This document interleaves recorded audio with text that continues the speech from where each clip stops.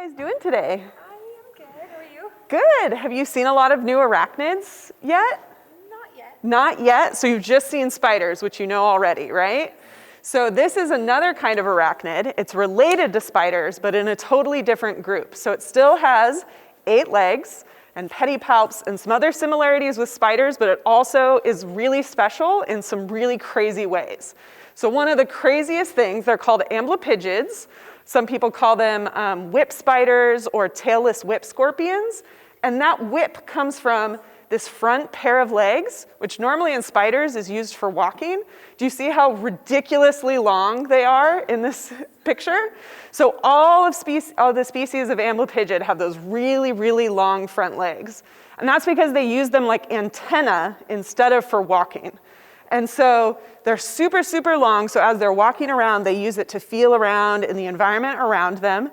And that's because, so if you can imagine, if you were an amblypygid, and instead of your regular human arms, you had really, really, really long arms. Can you imagine that?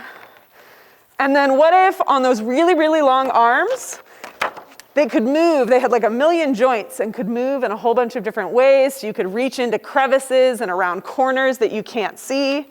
And then what if on those really long, really jointed arms, you had a bunch of noses? So you had sensory organs on those arms that could smell different things no matter where you put them. And then what if on top of that, you also had little tiny fingers at the end of them and all along the length. So you could smell things and touch and feel them the entire length of those super, super long arms. And what if you also had tongues all over those arms? So you had fingers and noses and tongues, so you could touch and feel and smell and taste anywhere you could put those really long arms. Would that be kind of crazy? Yes. Do you think that would be helpful for some things? What do you think that would help you do? Stay out of danger? Stay out of danger for sure, right? You could, if your really, really long arm felt something scary very far away, you could run away fast, right? What else? Find things to eat. Find things to eat, exactly. And so that's what our activity here today, that if you want to do for a stamp, is about. And so what amblypygids can do is they can take those really long arms and they can stick them inside crevices and they can feel, is that something that's dangerous or is it something that I want to eat? So I'm going to have you guys reach your hands into one of these crevices. I promise it's just a piece of clay. It's not anything alive or scary. If you don't want to do it, that's also okay. I can pull out 1 or 2 to show you. But you want to try to match what you feel inside and see if you can figure out which one of these little clay pieces it matches. So go ahead and reach a hand in and see if you can feel it.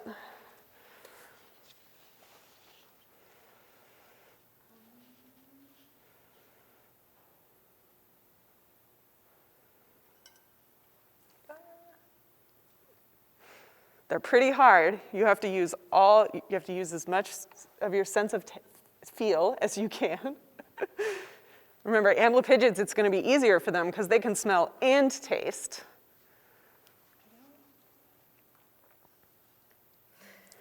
Do you know yours? I think mine's an ant.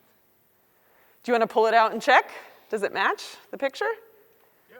Mine's a moth. A moth? All right, pull it out and see if it matches. Yeah. Great job, you guys. Okay, do you want to get a stamp? Yes. Let me give you a stamp on your sheet. And I have to remember where it is in here. There we go. Great job. Thank you. Okay, and if you want to look at a real live amblypygid, there's one hiding in here. So this is a live amblypygid that lives in Nicaragua. All right, and if you guys want a trading card, you can take one of those. And I hope you have fun at the rest of the stations.